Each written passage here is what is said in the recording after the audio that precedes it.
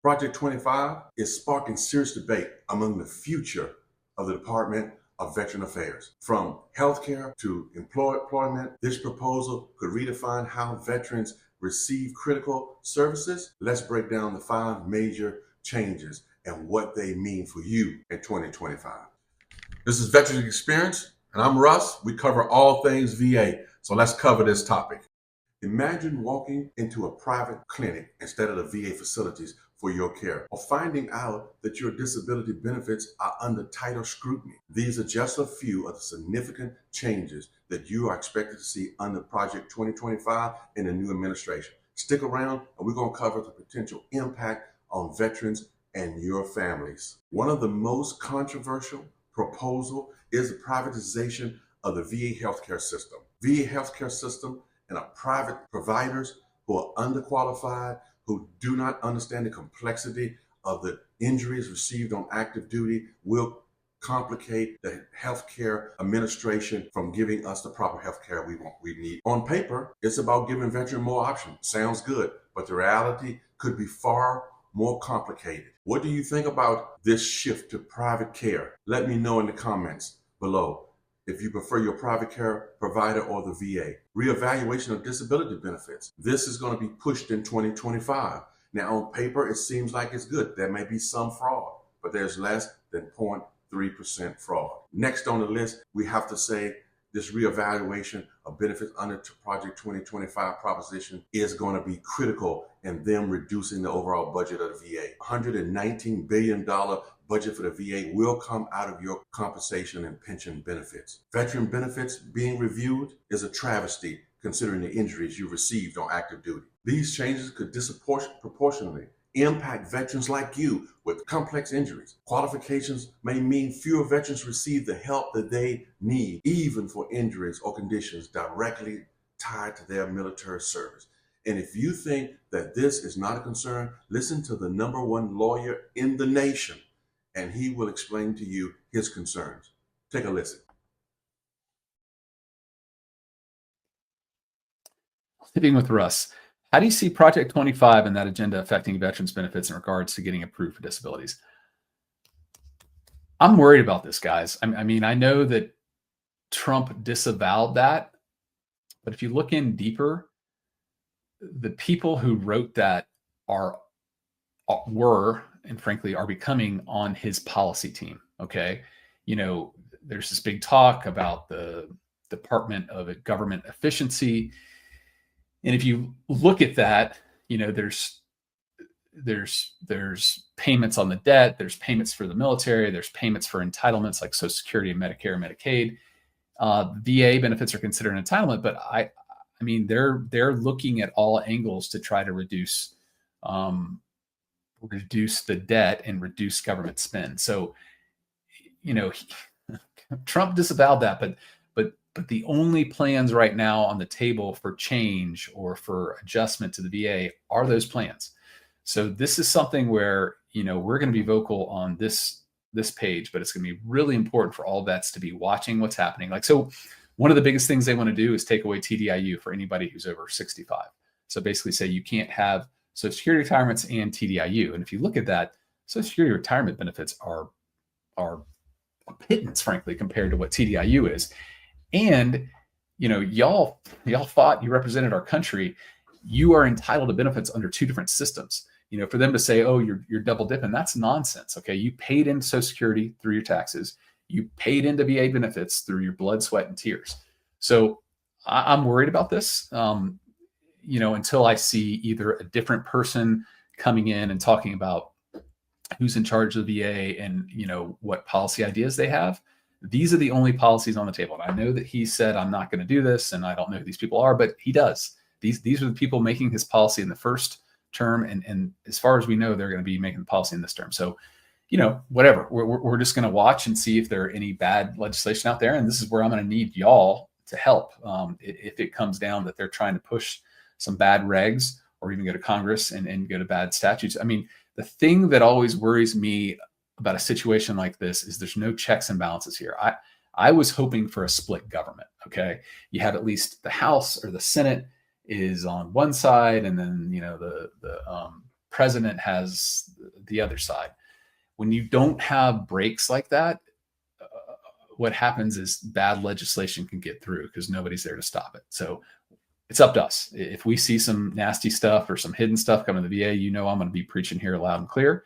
And hopefully you guys will mobilize and be, on the phones to your congressmen. They're the ones who respond the most because they feel the heat the most. Critics argue that this could save money in the short term, but would leave disabled veterans without adequate support, increasing financial stress on the veteran and their families, reducing the quality of life and the health services they are receiving. Veterans have already paid their dues. Tightening the system feels like breaking the promise that America has made to the military force, and the military has paid the price for the freedom of this nation. You face the challenges with your disability claim. Share your story in the comments. We want to hear what you've gone through. Veteran, taking care of veteran, and promoting for veteran. Project 2025 also aims to restructure the VA workforce by reclassifying positions into increased political control. While this may streamline decision-making, it could also affect job security for thousands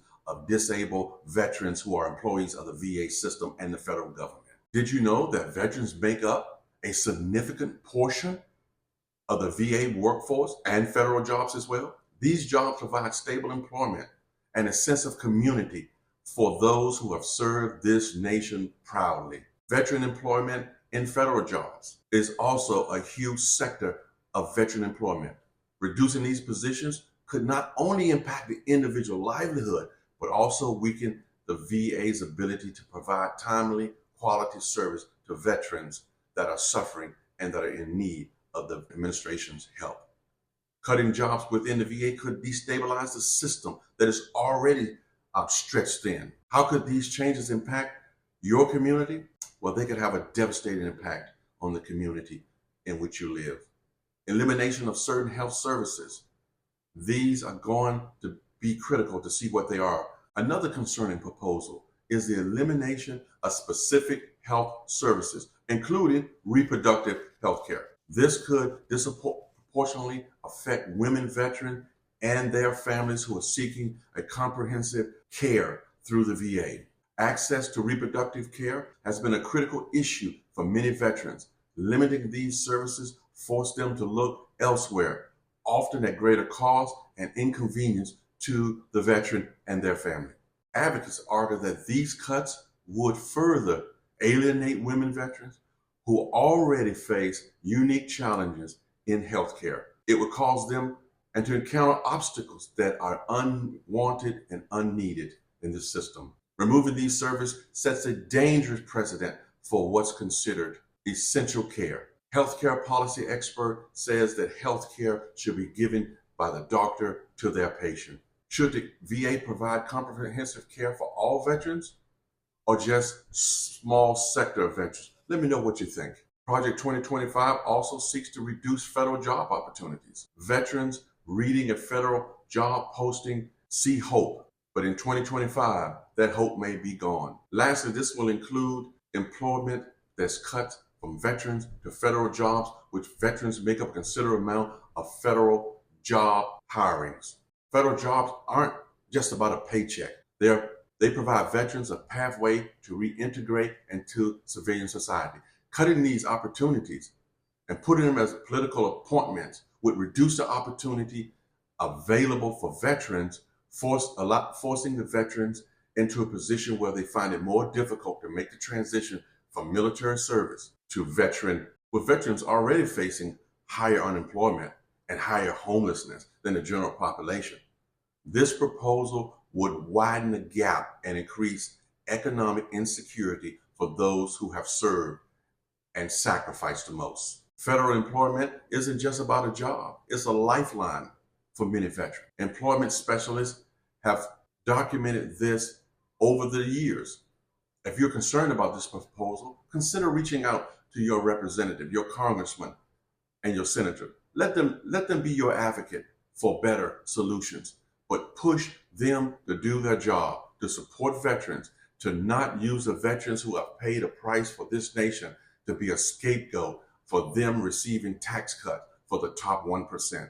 Your service and my service is more than just a tax cut for the rich and wealthy who have never served one day of their lives. Project 2025 is more than just a proposal. It is a plan that could redefine how veterans access care, benefits, and jobs. It is critical for the veterans and their family to stay informed, to be engaged, to speak up and speak out about the benefits that you have rightly earned. These are not handouts. If this video resonates with you, don't forget to like, subscribe, and hit the bell to get notified when the next video pushed out. I can't do this by myself. It's going to take all of us as veterans to move the needle in Washington to do what needs to be done for us as veterans. If we need to take care of one another in these times, we took care of each other when we were on active duty. That mentality should not end as veterans. Hey, this is Russ from Veteran Experience. If this content is valuable, please share it with the veterans that you know that may need it, those that are suffering with service-connected disabilities, and those that need help. Until next time, as I always say, keep fighting.